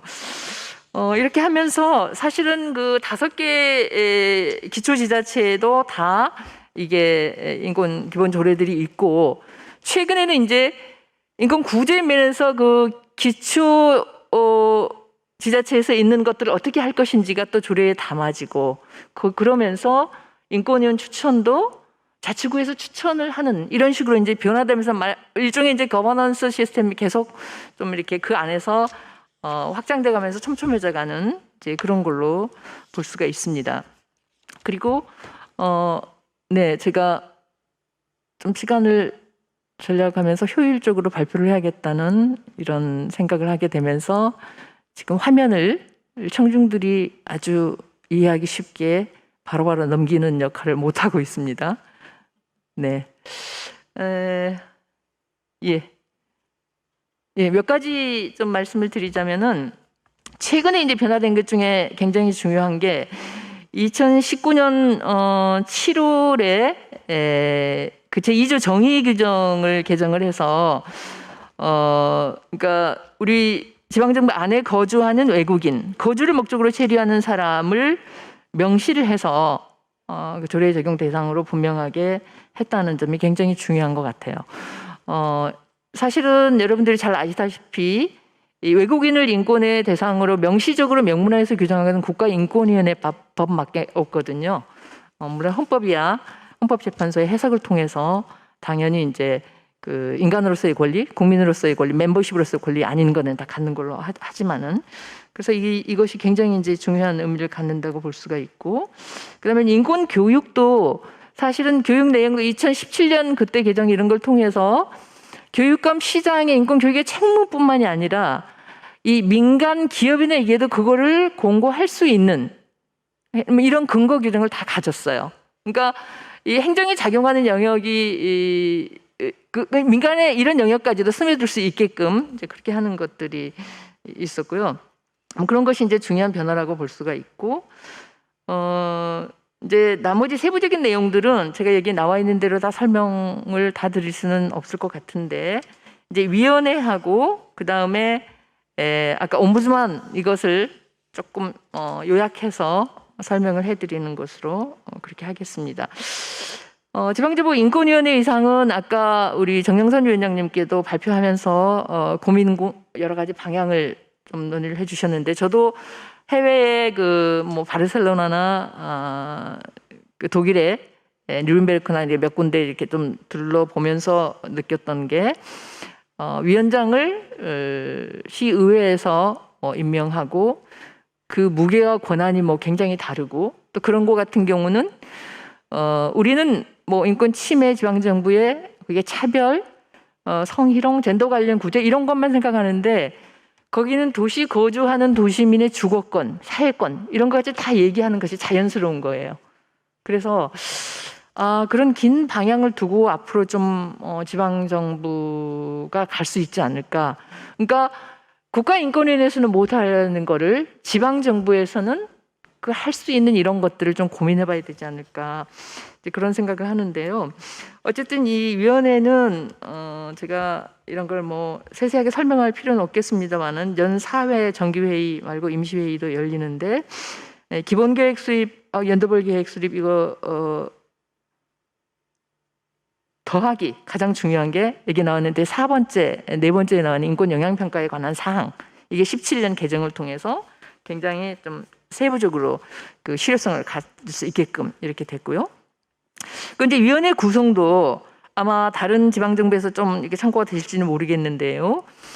위원회 구성도 제가 처음에 위원을 할 때 당연히 위원장이 시장이었습니다. 그래서 시장님이 위원회 하면 쫙 가운데 앉아 계시고 뭐 이렇게 하다가 그것도 그 2017년 뭐 여러 가지 중요한 개정 때는 이제 더 내실화가 됐지만 이게 완전히 지방 정부로부터 구성이나 여러 가지 권한 면에서 독립성을 가질 수 있도록 이렇게 하면서 이제 20명으로 구성되는 위원들이 이제 각 그 인권 분야에서 추천이 올라오고 거기에 이제 인권 업무 담당 부서 지금은 국장이죠. 국장만이 당연직 위원이 됩니다. 그러니까 그 집행부에서 들어올 수는 국장뿐이죠. 그다음에 간사는 이제 과장이 들어오고 그리고 이제 그 위촉직 위원들 중에서 호선에 의해서 이렇게 뽑을 수 있게끔 명문화돼 있고 뭐 이런 이제 제도적인 틀이 잡힌 것이 이 거버넌스 형성에 있어서 굉장히 중요했다. 레짐 형성에 있어서 중요했다 이렇게 봅니다. 그리고 이제 제도적인 인권 정책의 제도적인 틀은 제가 지금 소개를 해놨는데요. 그 자료집에 소개한 내용을 보면 네, 이게 잘 안 넘어가네요. 네, 예. 이 페이지는 제가 방금 설명했던 부분이고요. 그 인권 영향 평가 이 부분을 제가 좀 설명을 드리고 싶은데 인권 기본 계획은 뭐 설명을 하면 좀 길어질 것 같아서요. 인권 영향 평가 부분은 네, 예, 이런 내용들이 지금 쭉 인권 영향 평가에 관한 사항 아까 설명해 드렸듯이 나와 있고요.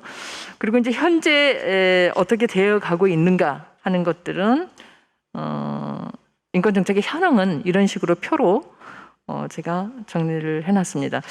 근데 이제 그 아까 우리 위원회에서 하는 역할 그다음에 기본 계획 중에 들어있는 것 중에 인권 지표 개발이 들어있는데요. 이것도 지표 지수 이런 개발이 잘 되어 있어서 여러분들 이 그 도표에 나와 있는 것처럼 50개의 지표 각 분야별로 그다음에 72개의 하위별을 만들어서 이걸로 이제 측정을 매년 이렇게 하는 식으로 되어 있습니다. 그래서 그 자료집 47페이지에 나와 있는 대로 도시의 비정규직 비율이나 그 선출직 대비 여성 당선자 비율이나 5급 이상 여성 공무원 비율이나 이게 남성 육아휴직률이나 뭐 이런 것들을 쭉 그 지표로 체크할 수 있게끔 이제 이렇게 되어 있습니다. 예, 그래서 아마 이 정책의 실제 현황은 설명을 제가 더 하면 시간이 너무 많이 걸릴 것 같아서 뭐 이 정도로 정리를 하려고 하고요. 인권 영향 평가 부분은 특히 제가 그 중요해서 이 부분은 영향 평가하고 영향 평가 절차 부분은 자료집 44페이지에 나와 있는데요. 다시 좀 거슬러 올라가서 그 부분은 조금 설명을 드리고 싶습니다. 이 조례의 그 조례 규칙뿐만이 아니라 여러분들 조례의 그 2항에 보면은 인권 취약계층 등 시민의 인권 증진을 위해 시장 또는 인권 증진 시민위원회에서 선정한 시책. 그러니까 시장은 시장뿐만이 아니라 인권 증진 시민위원회에서 그러니까 인권 증진 시민위원회가 문제를 느끼면 마음만 먹으면 얼마든지 할 수 있도록 이런 제도적인 틀은 다 되어 있는데 실제 이걸 얼마나 많이 활용을 했느냐 거기에 대해서는 조금 그렇다라고 자신 있게 대답하기는 힘든 것 같습니다. 그 인권 영향 평가 절차도 아마 이게 다른 지방 정부에서 조금 도움받을 수 있는 부분이어서 제가 시간이 길어져도 좀 말씀을 드리고 싶은데 이제 인권 부서 내에 두는데 원래 이제 이런 것들은 인권지원센터를 설치하고 거기서 하게끔 하려고 했는데 조례 인권지원센터는 지금까지 설치되지 않았어요. 설치되지 않고 인권 담당관이 인권국으로 승격이 되면서 그 안에 이제 이제 팀제로 몇 가지로 나누면서 그냥 이제 굴러가도록 이렇게 되어 있어서 물론 인권과에 인권 영향평가 전문 주무관과 담당자가 있는 거죠. 그렇게 해서 이제 돌아가는 식으로 되어 있는데 어쨌든 그 관련 부서의 장이 인권 영향 평가를 받고자 하면 사업 계획서를 제출을 하고 이제 그것에 대해서 이렇게 전문가들 이런 걸 거쳐서 이제 평가를 하고, 중요한 것은 인권 영향 평가 결과를 어떻게 실효성 있게 집행하느냐인데, 그것도 조례에 평가 부서는 관련 부서의 장에게 개선을 공고할 수 있고, 그러니까 이 인권국에서 당연히 부서장에게 개선을 공고할 수 있는데 조치 결과를 인권중재시민위원회에 사후 통지도 해야 됩니다. 그리고 이 권고 효력에 대해 인권영향평가에 관한 공고를 받은 관련 부서의 장은 특별한 사유가 없는 그 권고 사항에 따라야 한다라는 강행 규정을 이제 2017년에 개정을 해서 아마 이런 부분이 우리 지방정부에서 이렇게 잘 활용하면 굉장히 중요하게 잘 할 수 있는 그런 것이고, 그다음에 이제 거버넌스하고 관련해서는 아까 인권 지킴이라고 전북이나 충남에서 하셨던 게, 저희는 시민인권 실천단이라고 하는 이름으로 들어가 있습니다. 그러니까 이게 실천단 이름은 어떤 시의 인권 정책 시책을 그냥 뭐 협력의 파트너로만 생각하는 게 아니고, 거기 자료 45페이지에 두 번째에 나와 있는 것처럼 시에서 추진하는 인권 시책에 대한 모니터링, 이런 것들이 중요한 걸로 들어가 있어서, 그리고 아마 이게 이제 다른 지자체는 어떤지 모르겠습니다만은 국제 협력 부분이 우리 조례에는 굉장히 중요하게 들어가 있습니다. 그러니까 관련 기구를 단체에 가입할 수도 있고 창수를 주도할 수도 있고 이런 여러 가지 것들이 들어 있어서, 이제 그 지방정부 단체장들 후보들이 여기에 대한 중요한 어떤 공약들을, 그러니까 유엔의 국제인권기구를 광주에 만들겠다, 뭐 이런 공약도 나온 적도 있어요. 그 이제 실행이 어떻게 될지 이런 것들은 또 다른 별개의 문제이긴 합니다만은, 이런 정도로 내용은 소개를 하고요. 옴부드만은 제가 간단하게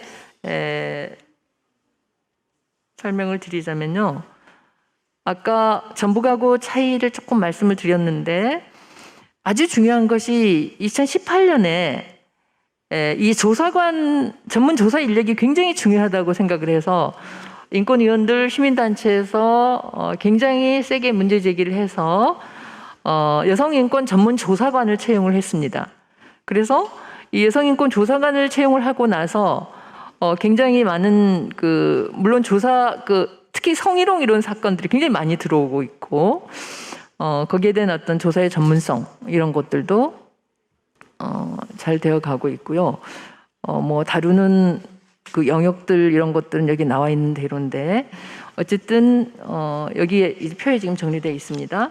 이 수사관 임명을 하면서 지방 공공기관의 고충 상담원 네트워크 회의도 하고 성적 실태 조사도 하고, 특히 사건 처리 절차 매뉴얼 이런 것들을 배포를 하고, 이런 것들이 굉장히 좀 도움이 된다라는 그런 피드백을 받았습니다. 그래서 아마 조사 인력을 제대로 보충하는 것, 이 옴부드만 제도, 실제 구제에 있어서, 그리고 최근에 재미있는 것은 인권위원회를 가기보다는 이쪽으로 오는 것을 굉장히 알려지면서, 그리고 이제 여기 오지 않아도 노동위원회에 가야 될 사건도 일단 여기에 옵니다.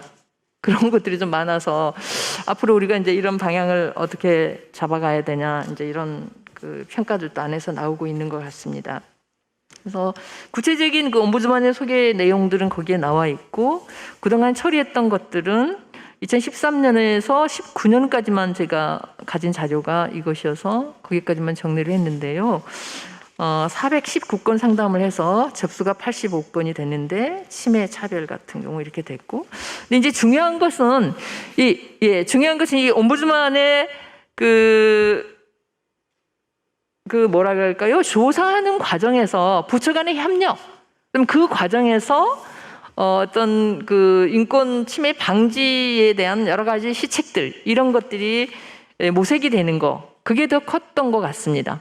그러니까 조사 전담 인력이 있어서 그 조사 자체를 잘해서 잘 처리하는 건 못지않게 예컨대 뭐 특히 사회복지시설, 위탁시설 이런 것에 갔을 때 이제 거기에서 발견되는 것을 공유하면서 거기에 대한 어떤 시책들을 한다랄지 이런 식으로 되어 있고요. 그래서 이제 옴부드만 개선할 점도 제가 정리를 해놨는데, 어떤 전국적으로 인권보호관 협의회, 이 옴부드만 협의회 같은 걸 만들어서 민간 중심의 이런 것들이 지방 정부에서 이렇게 시스템화해서 돌아가는 것이 바람직한 방향이겠다. 그리고 어쨌든 조사의 전문성, 적극적인 현장 조사, 뭐 이런 것들이 중요하다는 말씀을 정리를 해놨습니다. 그러니까 마무리는 제가 정말 간단하게 해야 될 것 같은데요. 정영선 위원장님이 정리하신 그런 문제지기들이 거의 다 좀 비슷한 공통적인 것입니다. 그러니까 인권에 기반한 행정이 가능하려면 인권 거버넌스가 구축되어 있는 게 굉장히 중요하다. 그러니까 광주 같으면은 인권정책 라운드테이블이나 연석회의나 뭐 이런 것들이 상시적으로 잘 굴러가고 있고, 특히 이제 그 과정에서 아주 좀 제가 이렇게 마무리하면서 말씀드리고 싶은 거는, 행정 공무원들이 이렇게 로테이션에서 근무를 하지만 상당히 거기서 전문성을 갖는 행정 공무원이 나오면서 팀장급으로 이렇게 되면서 거기에 대한 어떤 식견을 가지고 이렇게 로테이션 되는 그런 공무원들 사이에서 또 안 보이는 그런 역할도 하고 있고, 막 이런 것들이 굉장히 중요하지 않은가 그렇게 생각을 합니다. 그리고 다른 것들은 인권위원회의 정책 연구와 권고 기능을 어떻게 활성화할 것인가, 이런 것들이 아까 정영선 위원장님 기조 발표에서 나왔습니다만은 굉장히 중요한 문제로 제기를 하면서 마칠까 합니다. 네, 제가 시간을 어쨌든 20분에는 끝내야지 했는데 너무 많이 써서 죄송합니다. 네, 좋습니다. 네, 감사합니다. 시작할 때 제가 시간을 좀 말씀을 못 드려가지고 중간에 끊기가 참 뭐여서 그랬는데, 시간이 저희들이 그 다음 회의 시간이 있어가지고 아주 지금 촉박한 그런 상황이 되어서 또 서둘러서 끝내줘서 감사합니다. 바로 이중섭 박사님의 발제를 듣겠습니다. 저희들이 시간을 지금 40분, 3시 40분에 다른 회의가 바로 시작되어야 되는 이런 관계가 좀 있습니다. 그래서 10분 정도 이내에 이중섭 박사님이 좀 축약해서 많이 말씀하셨으면 감사하겠습니다. 우리 전북연구원의 연구원이신 이중섭 박사님 발표해 주시겠습니다. 네, 반갑습니다. 전북연구원의 이중섭입니다. 시간이 많지 않아서 간단하게 말씀드릴게요. 우선 2차 인권기본계획은 전라북도가 이제 지금 수립하려는 과정에 있고, 지금은 이제 현장에 있는 인권 전문가를 대상으로 1차 인권기본계획을 평가하는 과정에 있습니다. 1차 인권기본계획을 평가하는 과정에서 여러 전문가들의 의견들을 종합해 보면, 첫째는 1차 인권기본계획에 대한 세부 사업 내용들을 잘 인지하고 있지 못하다고 하는 평가가 좀 있더라고요. 저희 나름대로는 50개 사업들을 잘 정리해서 집행부 단위에서도 사업들을 추진하고 있고, 도민 대상으로 일정한 홍보가 되고 있다고 밝혔지만, 그 부분이 안 되고 있는 부분에 대해서는 2차 때 좀 반성이 필요하지 않을까 이렇게 보여지고요. 두 번째는 제도화 단계에 대한 평가를, 이를테면 인권센터가 만들어진다든지 담당관 제도가 있다든지 행정부에서 산하로다든지 인권위원회 권한이 강화됐다는 문제들에 대해서는 일정 정도 긍정적으로 평가를 하고 있긴 하지만, 아직까지도 도민이 다가서기에는 인권 담당관이 약간 무게가 좀 있다라고 하는 평가가 좀 있더라고요. 인권의 침해가 있거나 인권 상담의 문제가 발생했을 경우에 바로 찾아갈 수 있는 기관으로 인권 담당관이 좀 무게감이 있어서 좀 어렵다라고 하는 평가가 좀 있어서, 이 부분도 어떻게 해소할 것이냐는 고민이 2차 기본계획에 담아져야 있다는 바람이 있습니다. 그다음에 세 번째는 이제 정책과 제도가 아무리 만들어졌다 하더라도 도민이 체감하는 인권 정책이 아직까지 부족하다라고 하는 평가가 좀 있더라고요. 그러니까 이제 저희가 마지막 단계 인권 문화화 단계에서 도민이 참여하는 인권의 정책들을 만들어내는 과정이 필요할 텐데, 저희가 그 과정까지 아직 못했기 때문에 그 부분도 좀 뼈아프게 지적받아야 될 부분인 것 같아서 2차 기본계획에서도 그 부분을 좀 더 역점을 두고 사업을 또 발굴하는 과정이 필요하지 않을까 이렇게 보여지고요. 네 번째는 인권 실태조사 관련해 가지고 여러 가지 지적도 좀 있었습니다. 이를테면 전라북도의 인권 기본계획이 만들어진 과정과 절차에서 첫 번째는 전라북도 인권 현상이 진단됐으면 좋겠다는 바람이 있는 거예요. 저희가 지금 인권 현상을 진단하는 과정도 여러 통계도 있긴 하지만, 인권으로 특화돼 가지고 현재 도민이 체감하고 있는 문제 의식들을 객관적 데이터를 확인할 수 있는 절차가 없더라고요. 그래서 이제 전라북도 인권이 다른 지역과에 비교하였을 때 어떤 특징이 있는지, 그리고 어떤 특정 사안에 대해서 전라북도가 지적받고 대안을 만들어야 될 것인지에 대한 검토가 필요한데, 그것은 객관적 통계들이 확인되고 있지 않다라고 하는 것이고, 이 부분들도 2차 기본계획을 만드는 과정에서는 실태조사의 문제라든지 또 사업들을 발굴한 과정에 각각의 데이터들을 확보하는 과정들도 필요하지 않을까 이렇게 좀 보여지고 있습니다. 그리고 마지막 인권 거버넌스인데요.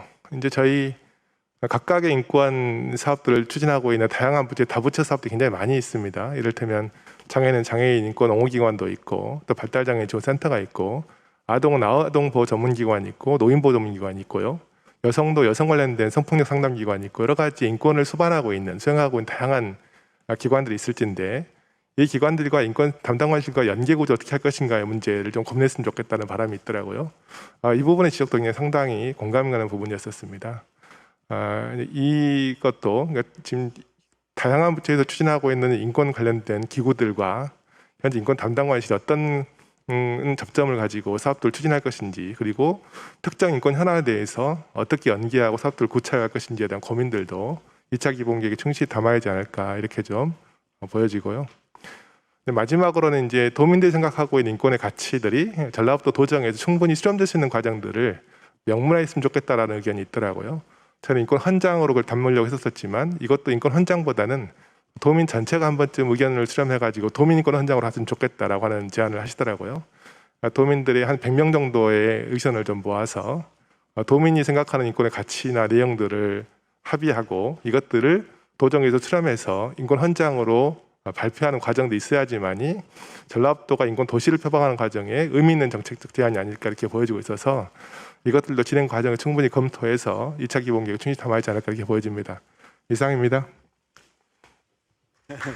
감사합니다.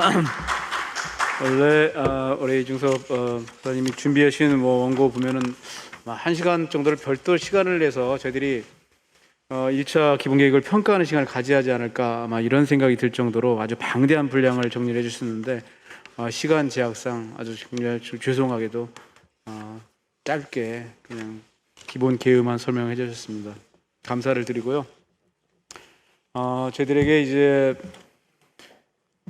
모두들 수고 많으셨습니다. 발표 시간이 저희들이 아마 40분에 그 다음 회의가 바로 시작돼야 되기 때문에 짧은 시간이지만 그래도 저희들 그 온라인으로 유튜브 창을 통해서 다양한 질문과 제안이 이렇게 들어와 있습니다. 그 중에 몇 가지만 제가 간단하게 말씀을 드리는 걸로 이렇게 하겠습니다. 유튜브의 특성 같은데요. 자, 오규진님께서 인권 침해 방지도 중요하고 인권 침해에 대한 구제도 정말 중요합니다. 전라북도에 국가인권위 지역사무소 설치를 성원합니다. 이렇게 돼 있고요.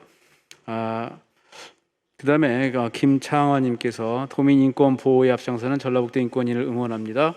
인권 옴부즈맨 제도 도입 꼭 필요합니다. 이렇게 또 성원해 주셨고 황운주님께서 인권 옹호자 포럼 통해 인권에 대해서 조금 더 알 수 있는 기회가 되길 바랍니다라고 응원해 주셨습니다. 그다음에 인권들이 전북에서 인권 상담과 조사를 담당하는 인원을 확충하여 도민 인권 보호 기능이 확대되어야 할 것입니다라고 제언을 해주셨습니다. 그다음에 김은영님께서 이념과 실천 방안을 담은 합의문인 인권 헌장이 만들어졌으면 좋겠습니다. 도민 참여가 많아졌으면 한다는 말씀에 공감합니다. 이렇게 해주셨고요. 그다음에 박미향님께서 인권 중심의 지역 사회가 되기 위해서는 지방정부 역할과 지자체 공무원들의 인권의식이 중요하다는 생각을 다시 한번 하게 됩니다. 이렇게 했고 마지막으로 강태민님께서 인권 실태 조사는 반드시 필요하며 변화와 현재 상황을 잘 보여줄 수 있는 자료라고 생각합니다. 이렇게 되어 있습니다. 그리고 정말 마지막 한번 뻔뻔한데요. 최유리님께서 같은데 인권 관련 정책은 피드백, 모니터링, 지속적인 평가가 꼭 필요하다고 봅니다. 수고하셨습니다. 이렇게 의견을 주셨습니다. 유튜브를 통해서 의견 주신 여러분께도 감사를 드리고요. 인권 옹호자 포럼이 오늘 바로 이 시간 이후 시간 플러스 내일까지 계속 전개됩니다. 그래서 많은 관심을 가지고 청취해 주시고 참여해 주시기를 부탁드리겠습니다. 오늘 참여해 주신 여러분 감사드리고요. 저는 이만 인사드리겠습니다. 고맙습니다.